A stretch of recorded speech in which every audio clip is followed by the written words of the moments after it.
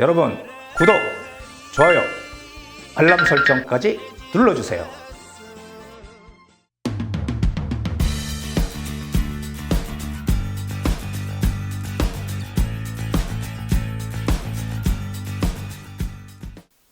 안녕하세요, 한정훈입니다. 자, 오늘 주제를 준비했는데요. 2019년 부동산 시장 지금 여기저기서 떨어진다고 난리죠. 예, 여기저기서 지금 떨어지고 뭐 집값이 뭐 난리 난 것 같이 지금 얘기들 많이 하는데, 실제로 현장에 가보면 어떻습니까? 현장에 가보면은 실제로 집값이 물론 빠지긴 했지만요, 오른 거에 비하면 요만큼 빠졌죠. 그리고 실제로 거래도 잘 안 되고 물건도 많지 않습니다. 이게 현실인데, 지금 자꾸 집값이 떨어져서 올해도 아직까지 떨어진 게 아니라는 주장을 하는 사람들도 있어요. 자, 그래서 오늘은요, 청기누설 2019 부동산 시장, 이거는 유일하게 저한테만 들을 수 있는 내용입니다. 자, 언론 및 전문가들 어떤 예상을 할까요? 올해 전국 집값 전세값 동반 하락한다. 뭐 신문 기사부터 해서 뭐 부동산 전문가 10명 중 7명 내년 집값 떨어진다. 이거 작년 기사죠. 12월 달 떨어진다. 자, 그럼 왜 떨어진다 그럴까요? 이분들이 주장하는 그 이유가, 떨어진다고 하는 이유가 뭘까요? 여기 있죠? 각종 규제, 뭐 부동산에 관한 각종 규제, 그리고 이 공시 가격 인상에서 보유세가 급등한다. 종부세 이런 거죠. 예, 그래서 이 시장 하락은 뭐 불가피하다. 자, 이런 얘기들이 지금 주를 이루고 있습니다. 거기에 이제 간혹 가다가 아니다, 올해 시장도 오른다라고 얘기하는 사람들이 소수긴 하지만, 대체적으로 지금 떨어진다에다가 방점을 찍고 있죠. 자, 과연 그렇게 될까요? 저는 안 그렇다고 생각하는데, 어떻게 생각하세요? 자, 향후 예상되는 부동산 시장 시나리오라고 하니까 좀 거창한 것 같지만 제 생각을 간단하게 좀 말씀을 드릴까 합니다. 자, 저는 두 가지로 보고 있는데요. 경제가 지금 우리가 이 3% 성장 한번 했다가 3%대 성장 한번 했다가 또 다시 2%대로 떨어져 있죠. 올해는 또 뭐 지금 예상하는 게 평균 성장률이 올해 2.6% 뭐 이 정도 예상한다고요. 자꾸 지금 성장률이 떨어지는데, 이거는 무슨 이유가 분명히 있긴 있겠죠. 과거보다 성장률이 떨어지는 건. 자, 근데 만약에 이렇게 경기가 계속 침체가 돼요. 그래서 우리 성장률도 떨어지고 정말 일자리도 많이 없어지고 이거 살기 힘들어, 이렇게 아우성이 자꾸 나온다면 어떻게 될까요? 바로 제가 얘기하는 건설 경기 부양책은 반드시 나올 수밖에 없다는 것입니다. 항상 우리가 현재와 미래를 볼 때는 과거의 역사적인 사례, 역사를 보고서 얘기를 해야 되는데요. 그러면 이제 지금 조금 이 하락론자들, 이런 분들의 얘기는 뭐예요? 과거와 지금은 틀리다, 상황이 틀리다, 이런 얘기를 하죠. 하지만 제가 보기에는 똑같아요, 상황이. 자, 그래서 건설 경기 부양책이 나올 수밖에 없는데요. 자, 그렇다면 왜 부양책이 나올 수밖에 없을까? 한번 보시죠. 이거를 꼭, 저놈은 맨날 그 부동산이 오른다 이렇게 얘기하니까 신경 끄자 이렇게 생각하는 분들도 있을지 모르지만요, 그렇게 바라보지 마시고 제 얘기를 객관적인, 주관적인 걸 빼고요, 객관적으로 한번 좀 보시자고요. 자, 경기가 침체되면 왜 부동산 경기를 살려갈 수밖에 없을까라는 거죠. 자, 그게 뭐냐면요, 우리나라는 이 수출은 맨날 수출 잘해. 우리가 수출해서 많이 외환 보유고를 높여가요. 수출을 많이 해서 달러가 많이 우리나라에 들어오고 이렇게 되는 건 좋은데, 그것은 결국은 수출 기업들만 먹여 살리는 일이지 내수 경제는 계속 침체하는 것입니다. 이 내수 경제라는 거는 이 많은 분들이 모르고 있는 게, 우리가 수출을 해서 먹고 사는 나라다 이렇게 생각을 하는데요. 이거 틀리는 얘기 아닙니다. 이거 맞는 얘기예요. 맞는 얘기는 분명히 맞아요. 그런데 중요한 거는 우리가 수출 비중이요, 수출 비중이 전체 우리 이 경제에서 차지하는 비중이 한 52% 정도 되고요. 수입이 한 48% 되거든요.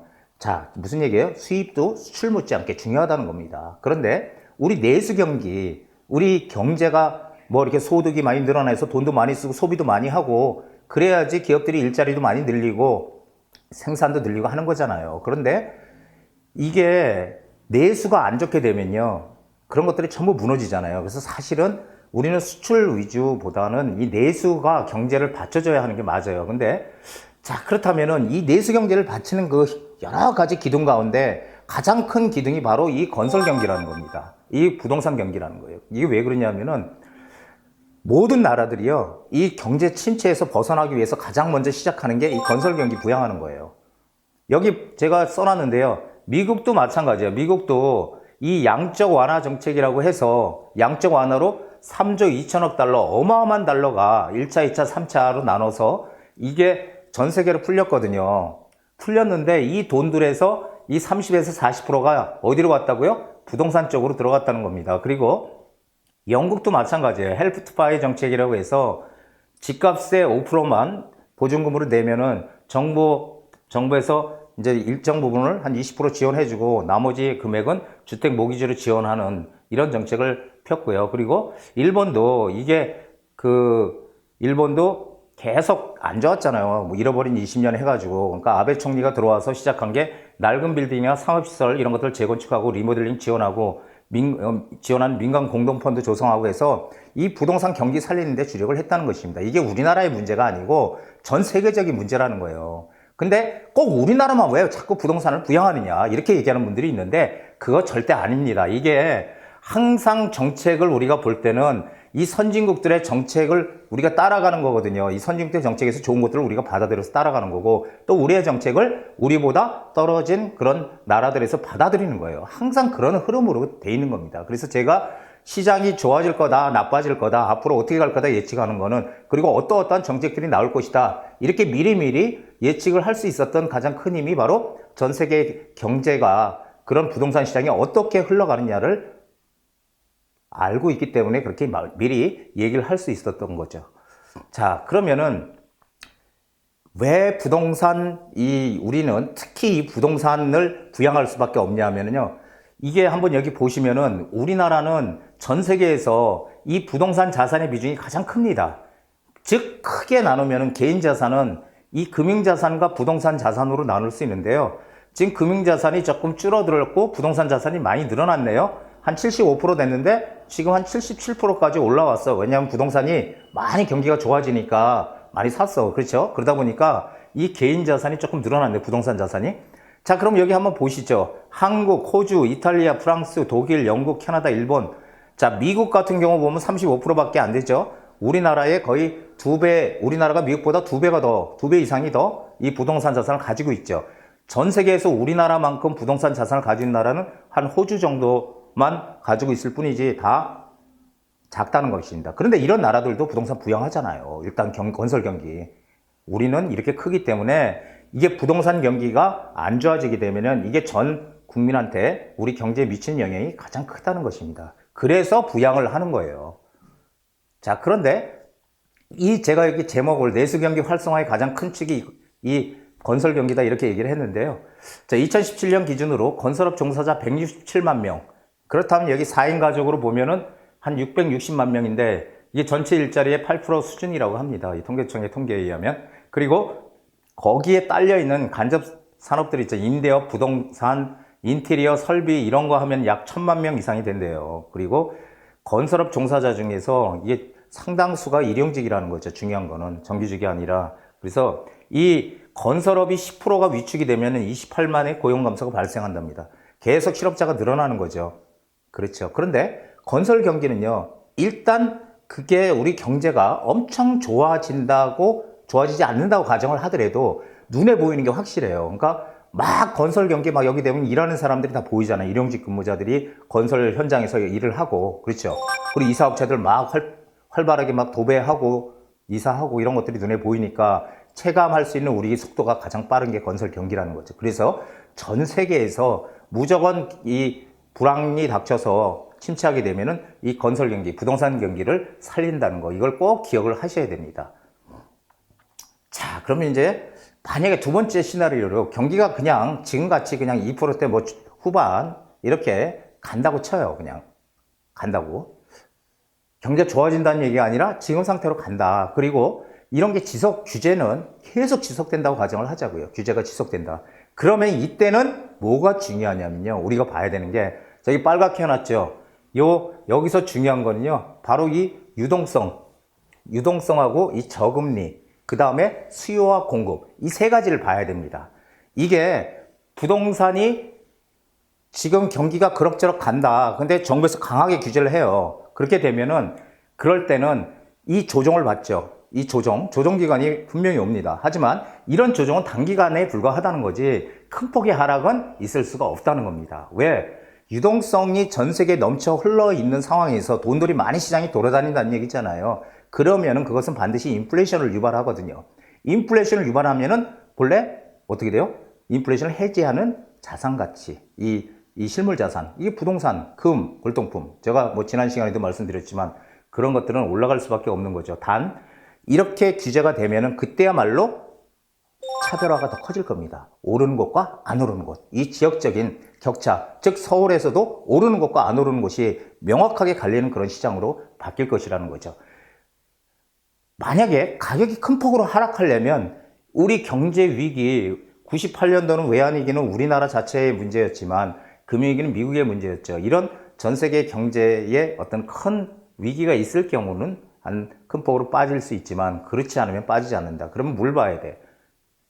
수요와 공급이 작은 지역, 수요보다 공급이 많은 지역, 이걸 잘 봐야 돼요. 그러니까 수요보다 공급이 작은 지역과 이게 수요는 작은데 공급이 많으면 가격은 하락하는 거잖아요. 이거 아주 당연해요. 그리고 공급보다 수요가 많으면 집값이 비싼 동네라도 가격은 오르는 것입니다. 이게 너무 다 당연한 아주 공자의 논리거든요, 이거. 근데 많은 분들이 투자할 때는 이 수요 공급을 전혀 무시한다는 거예요. 그러니까 막 그 부동산을 사러 평택 가는 거예요. 평택에 가서 아파트 같은 거, 뭐 오피스텔 이런 거 막 구입을 해. 그런데 문제는 뭐냐면은 이건 뭐 가보지 않아도 불보듯 뻔해요. 평택은 빈 땅 많잖아요. 빈 땅 많기 때문에 얼마든지 질 수 있어. 그런 데는 공급이 계속 될 수 있다는 거죠. 가격 안 오른다는 겁니다. 평택은 땅으로 접근하세요. 자, 그래서 이런 수요와 공급 이런 것들이 중요하다. 그래서 이런 지역들만 잘 찾아가면은 유동성과 저금리 상황에서는 이 수요와 공급을 잘 봐서 차별화가 되는 지역으로 들어가면은 언제든지 이익을 낼 수 있다. 아무리 어려운 시점에도 그런 얘기입니다. 자, 집값이 오르는 건 투기꾼 때문이냐? 말도 안 되는 얘기죠. 투기 세력은 일시적인 변수가 될 수 있을지 모르지만 장기적으로 절대 끌고 가지 못해. 어떻게 강남에 투기 수요가 들어와서 그것을 계속 몇 년째 끌고 가요? 말도 안 되죠. 일시적인 그런 영향을 일지는 모르지만은 항상 수요와 공급의 논리에 의해서 시장을 움직인다는 거 꼭 기억하십시오. 망고의 진리니까요. 자, 여기서 잠깐 한번 볼까요? 요즘 들어서 많이 질문들 하시는 건데요.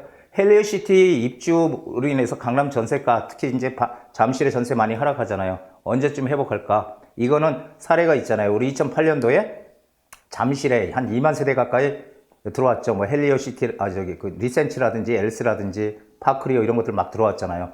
이때 가격 전세 역전세 벌어졌어요. 하지만 그 역전세는 얼마 만에? 1년 만에 다 회복되고 원상태로 왔다가 다시 그 다음부터 올랐다. 이게 바로 대표적인 사례입니다. 자, 두 번째 볼까요? 잠실 재건축 이주 수요 어디로 갈까? 어디로 가기는 어디로 가요? 어디로 가요?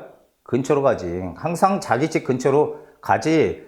자기의 생활권이 있는데 멀리 떠나지 않겠죠. 어쩔 수 없는 경우는 떠나지만. 그래서 이런 이주 수요들 때문에 진주아파트, 미성 크로바 이런 거 지금 이주하고 있기 때문에 이주할 거고, 그래서 이주 수요 때문에 이런 전세가 하락은 결국 멈출 것이다 라는 게 제 생각이에요. 왜냐하면은 이제 곧 헬리오시티 이주 다 이제 해가거든요. 그러면은 이 전세가 하락은 일시적이다 이렇게 보시면 됩니다. 집값 떨어질 거다 기다려라. 이거 많이들 하죠. 이렇게 얘기하지만 마곡 엠벨리 7단지 대표적인 단지인데요. 마곡에 2014년 5억 하던 게 8억 5천 13억. 자, 현재 13억인데 이거 언제 저 5억까지 떨어질 때까지 기다릴까요? 네, 5억까지 떨어질까요? 터무니없는 소리죠. 안 떨어져요. 자, 반포주공 1단지 2006년 7억 5천 12억 5천 현재 19억. 이거 저 7억 5천까지 떨어질 때 기다려야 돼요? 아니죠. 항상 지금이 저점이라고 생각하시면 됩니다. 지금이. 또 어느 순간 시간이 지나면 다시 오른다는 거. 자, 매매의 가격이 꼭 말씀드리고 싶은 건 가격이 오르더라도요. 지금 올랐더라도요. 앞으로 더 오를 수 있는 곳은 우리는 들어가야 돼. 지금 가격 가지고 자꾸 가격이 비싸니 싸니 하면은 이거는 천년 만년 돼도 투자 못 해요. 자, 부자 공식 청기누설 합니다. 청기누설이요? 자, 어떤 거예요? 우리는 언론이나 이 전문가들이 막 지금 팔아야 된다, 지금 떨어진다고 할 때 우리는 어떻게 된다고? 우리는 사면 돼. 맞는 게 없기 때문에요. 그거 많이 노출이 됐던 이 전문가들은요, 안 맞아요. 여태까지 맞은 적이 없어. 맨날 정책만 보고 막 정책이 부양책 나오면 오른다 그러고요. 그리고 규제 나오면 떨어진다고 해요. 그러니까 이런 얘기 듣지 마세요. 그러니까 언론이나 전문가들이 떨어진다, 지금 떨어지니까 사면 안 된다 할 때 우리 사야 되는 거고요. 지금 많이 올라서 지금 사야 된다는 얘기 나오면 그때 우린 팔 준비를 해야 되는 거예요. 반대로 가면 됩니다. 반대로. 이게 청기누설입니다. 거꾸로 가야 된다는 거. 자, 여기까지 했고요. 우리는 이런 것들을 쭉 과거의 역사를 봐오면서 과거의 실수를 계속 현재 한 번 했다면 두 번째는 하지 않게 과거 실수 반복하면 안 된다는 거죠. 그러려면은 어떻게 돼요? 제 유튜브를 열심히 봐주시고요. 올바른 길로 가시기 바랍니다. 그러려면은 제가 또 힘을 내서 지금 일주일에 한 편씩 올리는데요. 두 편, 세 편 올리려면 어떻게 돼요? 여러분들이 구독 버튼을 눌러주셔야 되죠. 예, 좋아요, 구독 이걸 눌러주시면은 그 성원에 힘입어서 제가 두 번, 세 번 계속 여러분들한테 좋은 내용 전달해 드리도록 하겠습니다. 자, 오늘 여기까지입니다.